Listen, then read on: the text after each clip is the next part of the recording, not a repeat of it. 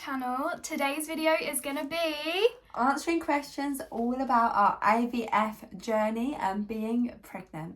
We are super excited to film this video. We went over on our Instagrams and asked you guys to ask us questions about all things IVF and pregnancy. And when I tell you, we had so many questions. We literally did. So I think this video is very much needed. I think a lot of people have a lot of questions and we're going to answer today. So it's actually Pride Month coming up, and one of the questions we had was, are we going to be going to Pride whilst pregnant? And funnily enough, that leads into our sponsor of today's video, which is the amazing Fiverr. Fiverr is a freelance service for literally anyone. It is amazing for digital marketers, graphic designers, lifestyle, literally so many different people. So with Pride coming up, we went onto Fiverr because we want to go a bit out this year. We want to have a really cool banner, a really cool flag. And do you know what? We did just that. So before we talk about the nitty gritty and how we went into the whole process, we're just going to show you this flag because, oh my God, it is insane. It's amazing.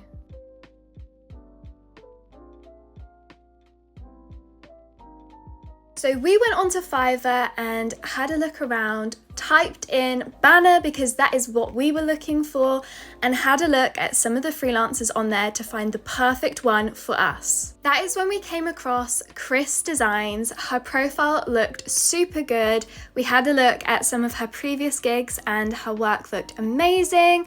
And then we headed over to her reviews, and that is what sold us. We chatted in-app for a while and she completely understood our vision, so we decided to go ahead with her. This is the incredible banner. As you can see, it has a trace of myself and Caitlin kissing. We literally sent Chris the picture to trace and it literally looks the same. We'll actually show you that picture now on screen. And then we have our supporter name called Caitlin Fan, which we absolutely love and is personal to us.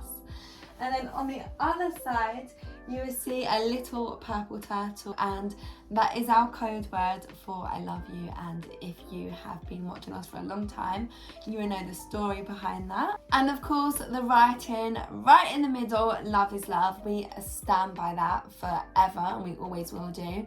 We really do believe that anyone can love who they want, and we think it's so important to have that on our Pride flag for Pride. It's just, yeah, perfect for us.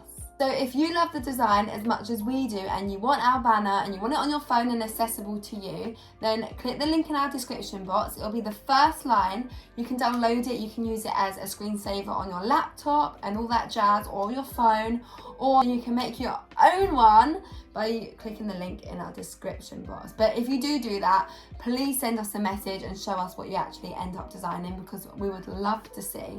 Thank you so much again to Fiverr for sponsoring this video, and if you guys want to use Fiverr, click the link in the description box and show us what you get created. And don't forget to use our discount code, which we'll put on the screen here right now. So another question is, when is the due date? And the due date is? The 13th of January. I'm kind of hoping that they won't be born on the 13th of January because I have this horrible fear around the number 13, but I know maybe it will make it a lucky date for me. I don't know, so I'm kind of hoping they won't be due then. We actually got it wrong. When we first calculated everything, we thought the baby was due on the 15th, and then when we spoke to the clinic, we were told actually the 13th. And apparently that's because we did IVF, which makes the due date slightly different. Yeah. The next question is it more likely to have twins with IVF? And we're going to answer this in kind of two parts. So the reason most people associate IVF with twin pregnancies is because in the years ago, when IVF was less advanced as it is now, they would put in more embryos.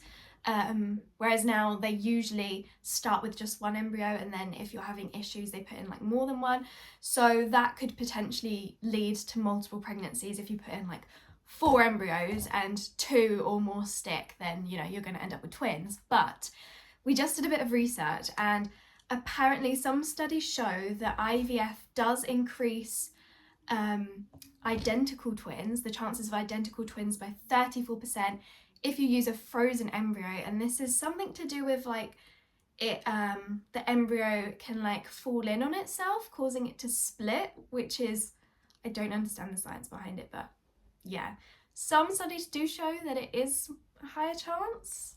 I have a theory that we're having twins. Caitlin doesn't think we are, but I don't know why. I feel like we have 2 babies in the belly. I would love it. I would absolutely love it, but I feel like I don't want to think it, because if it doesn't happen, I don't want to be like so set on like, oh my god, we're gonna have twins, and then we don't.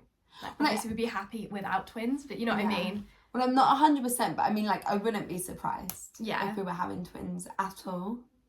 So what are my biggest symptoms? I'm currently 5 weeks, 4 days, and I've been a bit stressed recently because some days I would have such big symptoms, like I would feel really sick in the morning. I would be so hungry that I would need to eat. I'd be needing a wee every minute. And then other days I would just feel really, really tired. So I actually spoke to the clinic and they reassured me that it's completely normal to have some days where you feel more symptoms than others. But I would say as of today, where I said we're 5 weeks, 4 days, my biggest symptom is tiredness. I'm very tired. If I lay in the bed now, I would just fall asleep. And normally in the day, I would find that hard to do. But yeah, I would say tiredness. The next question is, what's a piece of advice you'd give to somebody going through IVF or thinking about going through IVF? For me personally, I think a big piece of advice is to expect it to cost a lot more than what you think it's going to cost. Because usually when you inquire about IVF, especially as like if you're going to do reciprocal IVF and if it's not on the NHS or anything like that, it is, they give you like a baseline amount, which is like, say, around £6,000 to £10,000, but it doesn't include all of the extra medication on top, which is like almost the same amount of money as IVF. So that is one piece of advice I would personally give. I would say another advice is probably that it's a roller coaster, really. Make sure that you are going into IVF knowing that there's going to be highs, there's going to be lows. It's definitely not an easy process at all. Even if you are so lucky and it's worked first time, there's still a roller coaster. I know that especially with Caitlin's egg retrieval, that was a big roller coaster for us. It didn't go how we thought it would, and we weren't expecting that because up to that point the process was quite flowy. But yeah, I would say always expect a roller coaster. It's never going to be easy. It's such a big process you're going through, and your body's going through that process as well. So be aware of that. Also, I would say to pick a clinic not too far from you. Oh, yes. Because a lot of people don't realise, but you have to, there's a point where you're doing your egg collection where you have to go to the clinic maybe every day for the week. Mm-hmm. So make sure the clinic's not like 5 hours away. Make sure it's quite local. Our clinic's an hour away, which isn't too bad, but just make sure that you're comfortable in your clinic. Make sure that you're comfortable with talking to the nurses with any worries that you have. Just make sure that you find a clinic suitable for you. We went with a clinic called IVF London, and we feel really comfortable with them, which is really good. We text them quite often with any worries that we might have, and they always answer. So yeah, just I would say those 3 things to most keep in important mind. Yeah, definitely. Oi you, Who's not already subscribed? if you're not subscribed, you better subscribe right now. Or you're not getting a forehead kiss. 5, 4, 3, 2, 1. So answering on from the last question, someone actually asked what the hardest part of IVF was. And apart from the whole waiting to see if, the 2-week wait to see if Leah had fallen pregnant or not, which was like so hard, but also so exciting. So it was kind of mixed. I would say that the hardest part for me personally, I don't know if it was the hardest part for you, definitely, was the egg collection. That was the most painful experience I've ever had in my life, and it's like, it was so worth it because the outcome that we've had is amazing, but I feel like if we didn't have the outcome we had, it would have been awful. Like, it would have really like affected me, I think, because it was so painful and it was so unexpected, and it was like, just not a good experience. Bearing in mind, like when you have an egg retrieval, you're meant to be under sedation, you're meant to be asleep, so you're not feeling anything. But due to reasons, Caitlin wasn't asleep. She could feel everything. She was wide awake. We had, I think, about 6 other people in the room with us just to distract Caitlin.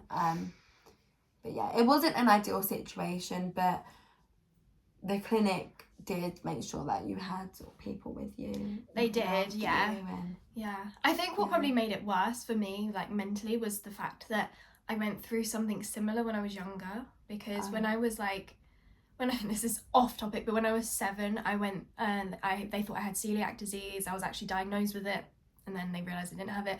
Anyway, I had to go through a endoscopy where they put a tube down your throat when I was 7, and they couldn't get me to like be asleep. So they would sedate you, but not as heavily as they were supposed to be sedated for the egg collection, but it didn't work.